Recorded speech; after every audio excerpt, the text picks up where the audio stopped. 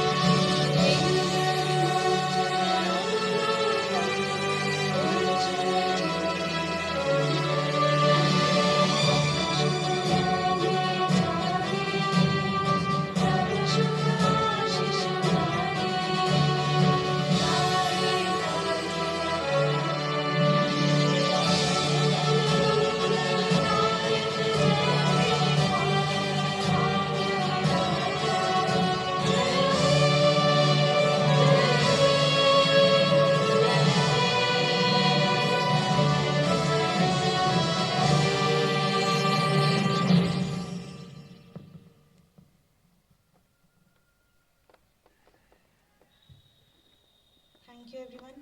Bharat Mata ki Jai. Bharat Mata ki Bharat Mata ki. Okay. The tricolor flutters majestically. The three colors on our national flag, saffron, white, and green, symbolizes sacrifice of the millions who died fighting for it, and peace and prosperity that prevails in our nation. So with that, I would like to call upon our choir group for the patriotic song.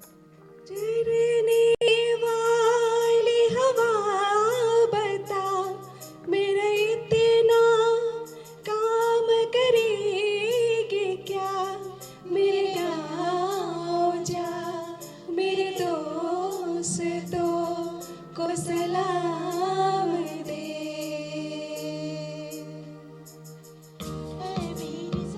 महबूब मेरे नस नस में तेरा इश्क बहे फीका न पड़े कभी रंग तेरा जिस्मों से निकल के कौन कहे है मेरी ज़मीं अफसोस नहीं जो मेरे लिए सौ दर्द से महफूज रहे तेरे आने सदा चाहे जान मेरी ये रहे न रहे तेरी मिट्टी में मिल जावा गुल बन के मैं खिल जावा इतनी सी है दिल की आरज़ू तेरी नदियों में बह जावा तेरे खेतों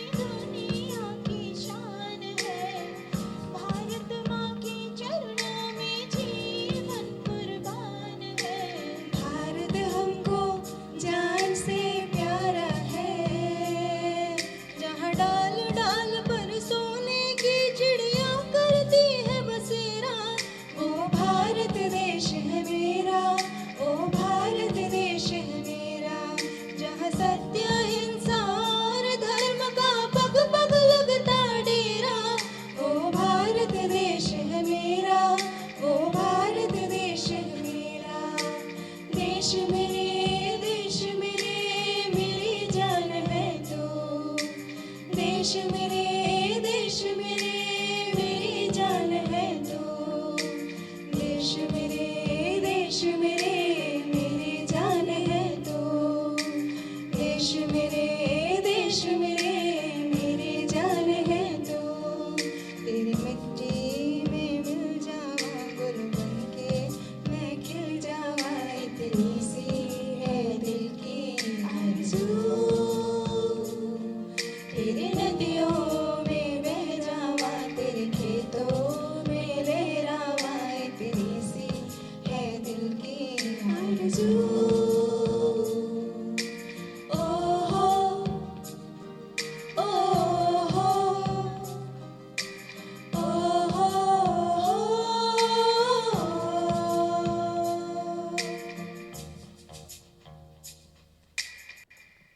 Thank you for the beautiful song. It is said speech is the mirror of the soul. As she speaks, so is she. ताकत अपने लफ्जों में डालो, आवाज में नहीं, क्योंकि फसल बारिशों से उगती है, बाढ़ से नहीं। कुछ ऐसा ही शायराना अंदाज लिए आ रही हैं वो, जो अपने शब्दों का चयन करती हैं एक खूबसूरत बदलाव लाने के लिए। जिनके लिए लिखना उनकी आदत नहीं, उनका हुनर है, क्योंकि वो बातें कहकर बयान करती हैं।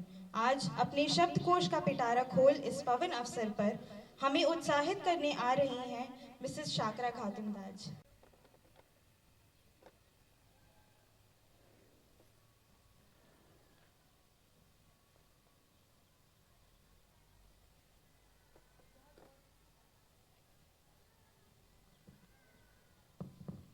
हेलो, बहुत बहुत धन्यवाद मिस रवनीत। आपने जितनी प्रशंसा मेरे लिए की है, मैं उसके लिए शायद लायक नहीं हूँ। तीन रंगों का वस्त्र नहीं ये ध्वज देश की शान है। तीन रंगों का वस्त्र नहीं ये ध्वज देश की शान है। हम सब भारतीयों के दिलों का स्वाभिमान है।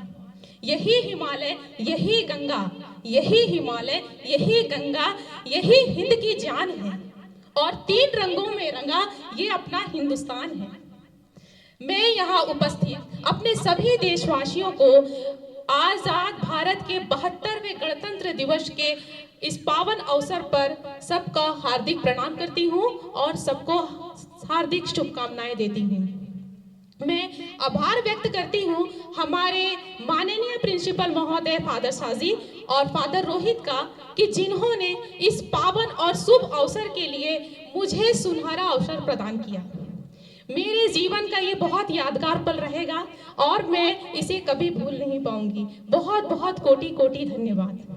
तो आप सबों ने जैसी प्रशंसा की है मिस रवनीत के द्वारा, तो मैं अपने यहाँ शब्द और अपने विचार आज के इस पावन अवसर पर व्यक्त करने जा रही हूँ। जैसा कि आप लोग जानते हैं कि आज इस महान तिरंगे के शान के नीचे हम लोग क्यों एकत्रित हुए हैं। हर साल की तरह इस साल भी हम लोग गणतंत्र दिवस को बड़े धूमधाम से मनाने के लिए एक जगह जमा हुए हैं। लेकिन और जिस तरह से हमारे भारत में गणतंत्र दिवस समारोह का आयोजन किया जाता है, इस पे पूरी दुनिया की नजरें टिकी रहती है। लेकिन इस साल कोरोना काल की महामारी के कारण इसमें बहुत कुछ बदलाव आए हैं और ये जरूरी भी है। लेकिन हमारे आस्था और विश्वास में कोई परिवर्तन नहीं है और जिस तरह से पूरा देश ही नहीं पूरी दुनिया इस महामारी के खिलाफ लड़ रही है, वो दिन दूर नहीं कि बहुत जल्दी हम इस पर विजय प्राप्त कर लेंगे।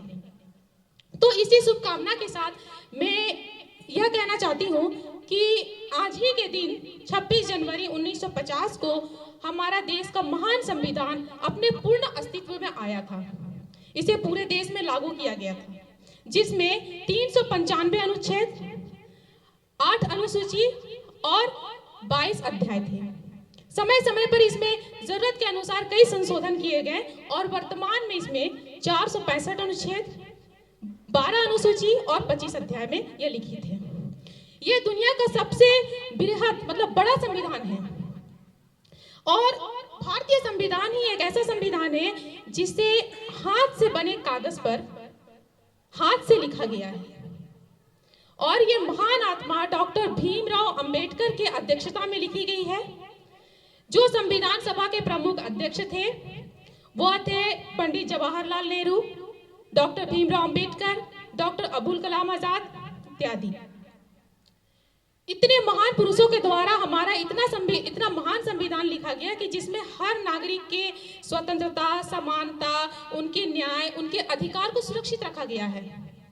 यह हमारे देश के हर धर्म, हर समुदाय, हर जाति के हक और अधिकार की बातें करता है। उन्हें उनके बोलने की आज़ादी देता है, उन्हें अपने विचारों की अभिव्यक्ति की आज़ादी देता है, उन्हें उनके धर्म की आज़ादी देता है, उन्हें उनके पर्व त्यौहार को मनाने की आज़ादी देता है, उन्हें उनकी रोजी रोटी कमाने के लिए समानता का अधिकार देता है।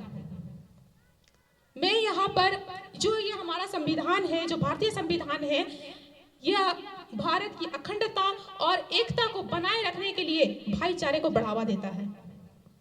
मैं यहाँ कुछ पंक्तियां आप लोगों के सामने पेश करना चाहती हूँ। नफरत बुरी है,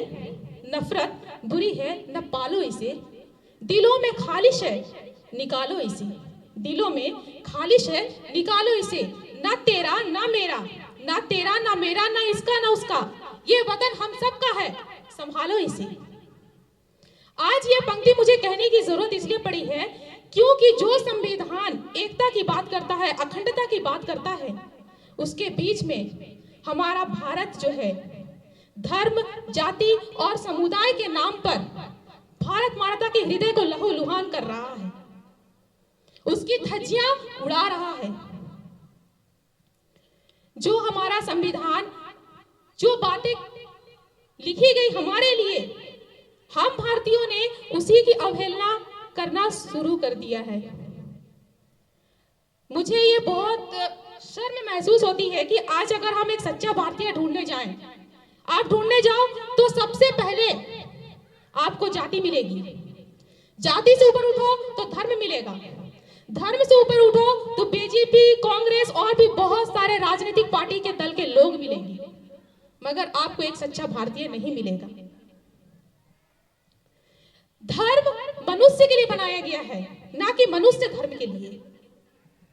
हम लोग भूल जाते हैं कि सभी धर्मों का एक महान ग्रंथ है और वो सभी धर्मों से ऊपर है और वो सभी धर्मों के हक, न्याय और अधिकार की बातें करता है।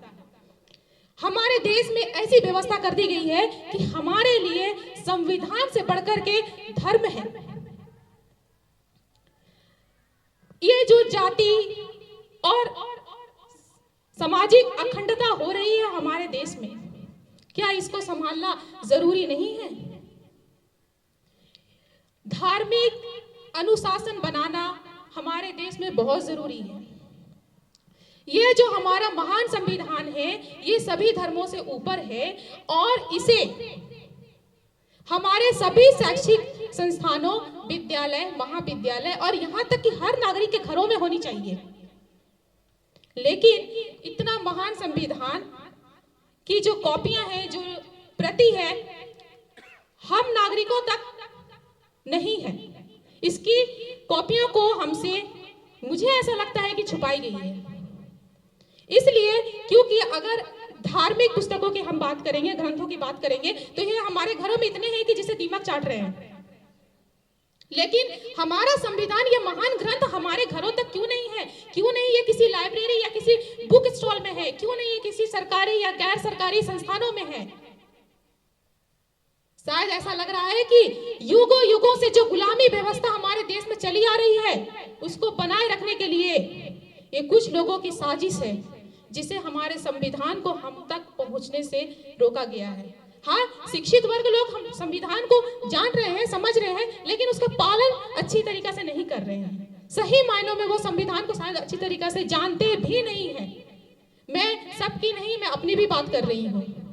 हमने अपने संविधान को ना अच्छा तरीके से समझा है, ना जाना है। शहीदों की कुर्बानियां और उनके आजीवन संघर्ष के बाद हमें ये हमारी आजादी का रस हमें चखने को मिला। लेकिन 15 अगस्त यानी स्वतंत्रता दिवस से भी ज्यादा महत्वपूर्ण आज के दिन का है, क्योंकि आजादी तो हमें मिल गई, लेकिन इस आजादी को एक सही दिशा देना जरूरी था, इसे नियंत्रण में रखना जरूरी था। क्योंकि हम लोग अंग्रेजों की गुलामी से तो आजाद हो गए, लेकिन उस गुलामी के बाद हम लोग फिर किसी और के गुलाम ना बन जाएं, इसलिए हमारे देश के राजा को भी नियंत्रण में रखने के लिए इतना महान संविधान का गठन किया गया। हम लोग जो आज ये गणतंत्र दिवस समारोह का आयोजन करते हैं, या इस दिवस के उपलक्ष्य में बहुत बड़े बड़े कार्यक्रम का आयोजन किया जाता है, लेकिन मैं ये कहना चाहती हूँ कि उसके अलावा भी एक महत्वपूर्ण चीजें होनी चाहिए, और वह कि हमारे संविधान के ऊपर, इसके अनुच्छेद के ऊपर, इसके आर्टिकल्स के ऊपर, इसके अध्याय के ऊपर, इसके प्रावधान के ऊपर बड़ी बड़ी चर्चा और परिचर्चा होनी चाहिए, डिबेट होना चाहिए, सेमिनार होना चाहिए, ताकि हमारी जो आने वाली पीढ़ी है, जो हमारे देश का आने वाला भविष्य है, वो संविधान को अच्छी तरीका से जाने, समझे और अपने कर्तव्यों को भी समझे और अपने अधिकार से भी भली भांति परिचित हो। मैं आज पत्रकारिता, जो कि अभी चटुकारिता बन गई है, वो पत्रकारिता नहीं, मीडिया की बात करें, वो चटुकारिता बन गई है। वो नॉन इशू को इशू बना करके दिन रात बकबक करके ना अपना गला फाड़ती है, बल्कि हम सबका कान भी फाड़ती है, और देश को यही टुकड़ों में बांट करके हम सब के अंदर जहर घोल रही है। हमारे देश का चौथा स्तंभ है ये बहुत पावरफुल है। मैं उनकी बात कर रही हूं कि वो भी अगर अपने चैनल पर संविधान पर चर्चा करते, संविधान के विशेषज्ञों और जानकारी वाले लोगों के द्वारा डिबेट करवाते, तो हमारे देश की जो भोली भाली जनता है वो भी हमारे महान ग्रंथ संविधान से परिचित हो जाती और जागरूक हो जाती। लेकिन बहुत दुर्भाग्य की बात है कि वो लोग ऐसा नहीं करेंगे, क्योंकि हम लोग सोचने पे मजबूर हैं, आप सब और हम सब भी, कि हम लोग फिर से गुलाम हैं। अब वो गुलाम है पूंजीवादी व्यवस्था के गुलाम, जो कि हमारे देश के ही लोग हैं। इसे कैसे निकालिएगा? किसी बाहर को तो आपने निकाल दिया, अपने देश के इस व्यवस्था को चलाने वाले पूंजीवादी व्यवस्था को जो अधिकारी है उसको कैसे निकालिएगा? बहुत मुश्किल है। मुझे बहुत गर्व और खुशी महसूस होती है कि हमारे देश का जो ये आर्थिक व्यवस्था है वो अन्य देशों की तुलना में निरंतर प्रगतिशील है, किसी दुनिया से पीछे नहीं हटा हुआ है। लेकिन जब वो इतना निरंतर प्रगतिशील है तो हमारी जो बेसिक नेसेसिटी है हम नागरिकों की, रोटी कपड़ा और मकान, ये तो पूरी होनी चाहिए। ये तो कम से कम जो बेसिक चीजें ये पूरी होनी चाहिए। लेकिन मैं कपड़ा और मकान को छोड़ देती हूँ, सबसे बड़ी चीज पेट की बात करती हूँ, भूख की बात करती हूँ। तो यहाँ पर आप ये देखिएगा कि हमारे देश में एक महीने में लाखों लाख बच्चे भूखमरी से मर रहे हैं, और अगर आप पूरे साल भर की बात करें तो ये 15-16 लाख से भी ज्यादा भूखमरी से मर रहे हैं। मैं ये सवाल करना चाहती हूँ कि हमारे देश का पैसा जब हमें खाना तक नहीं दे रहा है, हमारे बच्चे, देश के बच्चे भूख से मर रहे हैं, तो ये पैसा कहाँ जा रहा है? ये सोचने वाली बात है। और इससे भी ज्यादा ताजुब इस बात को जान करके होगी कि ये जो मरने वाले बच्चे हैं वो जिस जाति और जिस समुदाय से बिलोंग करते हैं वो हमारे भारत के मूल निवासी हैं, यानी SC ST, जो अनुसूचित जाति और जनजाति के अंदर आते हैं। इनके लिए हमारे महान आत्मा बाबा साहेब डॉक्टर भीमराव अंबेडकर ने अनुच्छेद 330 और अनुच्छेद 342 में बड़े बड़े प्रावधान दिए हैं। उनको आरक्षण दिया गया है, उनको अधिकार दिया गया है, ताकि वो अपने गुलामी जिंदगी से बाहर आ सके, ताकि उनका कोई गलत इस्तेमाल ना कर सके। ताजुब होता है कि आज संविधान के 72 साल पूरे होने के बाद भी उनकी स्थिति जस की तस है। तो मैं ये सवाल करना चाहती हूँ, क्या यही गणतंत्र है? क्या यही जनता के द्वारा, जनता के लिए, जनता का शासन है?